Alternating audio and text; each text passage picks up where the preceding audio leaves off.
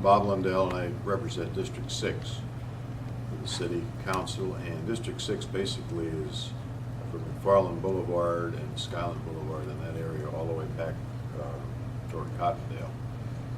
Encompasses Woodland Forest and Woodland Hills and all the way down McFarland Boulevard on and south of Veterans Parkway. So it's I think it's probably the largest district geography-wise, and I know after walking for the election, it's the hilliest. When you're walking that, and Marvin knows the same thing, it's when it's 100 degrees outside and you're up and down these hills, it gets kind of exhausting.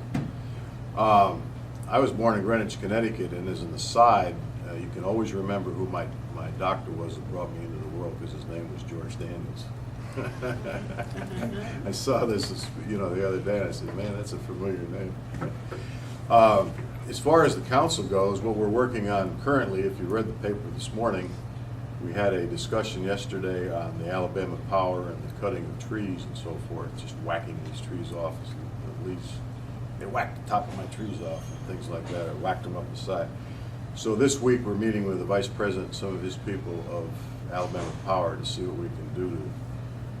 They have the right, according to our attorneys, but what we're trying to do is at least have them shape the trees and make them look more like trees now instead of walls and things like that. So starting today, I'm going to meet with Councilman Tinker, and then tomorrow Lee and some of the other ones are going to meet with him and see if we can come to some kind of a remedy for these whacked off trees. You've seen the flooding issues that we have in my district, which is Hargrove Road across from the new Woodlands. They're claiming, or their attorneys, of course, are claiming that they have nothing to do with the flooding, but we've had 3 weeks of flooding now, and it's never flooded since 1979. So it kind of leaves everybody with common sense to say there's something going on since they've just developed that. So we're working on that today and tomorrow. Their hydrologists and so forth are coming in, and we have some ideas of what's causing that. Of course, I'll let Lee talk a little bit more about his project, or baby, is the amphitheater, and how that's coming along.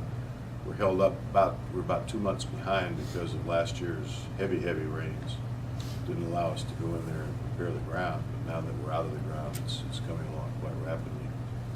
And things are going along real well. This is my second term, and we've got a mayor and council. It's the first time in history that the whole council and the mayor have been returned to office.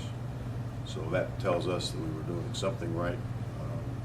Hopefully we can continue. We all get along very well together.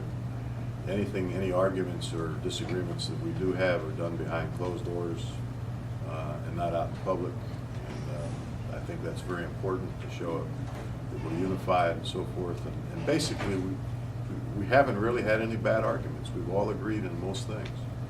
The most contentious thing right now, I guess, is the copper roofs and red roofs on the pavilions down at the river, which is pretty small. If you look at a $130 million budget, we're talking about $30,000. But we pulled it last night because we figured that some people were saying, well, if you need equipment, why can't we buy a $30,000 piece of equipment rather than put new roofs on? So that's what we decided to do.